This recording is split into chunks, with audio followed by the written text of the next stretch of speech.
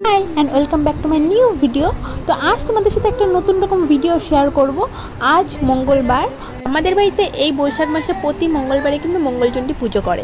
আর এইবার কিন্তু বৈশাখ মাসে কিন্তু 5টা মঙ্গলবার পড়েছে, তো 4টেতে আমি উপোস করিনি, বাড়ির সবাই করেছিল কিন্তু আমি করিনি।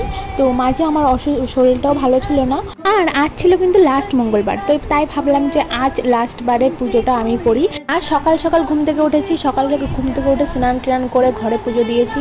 দেন পুজোর সব কিছু গোছানো হয়ে গেছে, ছোটো মা সব গুছিয়েছে, আর আমি এদিকে রেডি হয়ে গেছি।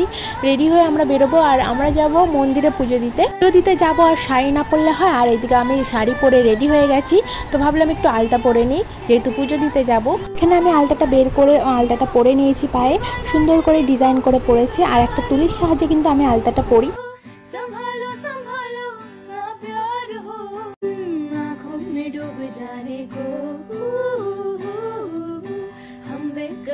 बैठे हैं ना ना ना ना ना, एक पल में सब लुटाने को उस पे ही यार बैठे हैं, उस पे ही यार बैठे हैं। देखा तुमको जब से, बस देखा तुमको यारा, तुमसे कोई अच्छा। আলতাটা পড়া হয়ে গেলে আমরা বেরিয়ে পড়েছি, আমি আর ছোটো মা। আর অনেকটাই বেলা হয়ে গেছিলো, আর টোটো করে আমরা যাব, আমাদের মন্দিরটা বাজারেই ছিল।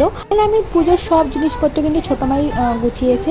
আমি যেহেতু প্রথমবার পুজো করছি মঙ্গলচণ্ডী পুজো, তাই ছোটো মাই সব কিছু গুছিয়েছে। প্রথমবার যেহেতু করছি, তাই প্রথমবার ছোটো মা একটু দেখিয়ে দিয়েছিল। দিয়ে আমরা চলে এসেছি, আর এখানে দেখো মন্দিরটা অনেকটা বড় ছিল, আর এখানে আমরা বসে পড়েছিলাম, যেহেতু ঠাকুরমশাই এখানে সব জিনিসপত্র গোছাচ্ছিল। আর পুজো এখনই শুরু হয়ে যাবে।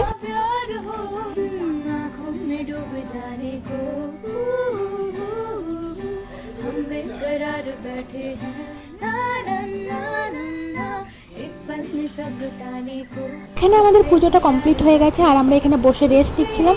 বাইরে প্রচণ্ড রোদ ছিল, আর আমরা বাড়ির দিকে এখন বেরোবো, তো যার জন্য একটু রেস্ট করে নিচ্ছিলাম। আর আসার পথে দেখো এই কর্মচা গাছটা দেখা হয়ে গেল, এত কর্মচা হয়ে রয়েছে, দেখেই লোভ লাগছিল।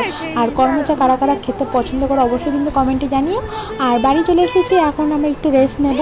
তো চলো, দেখা হচ্ছে নেক্সট ভিডিওতে, বাই বাই।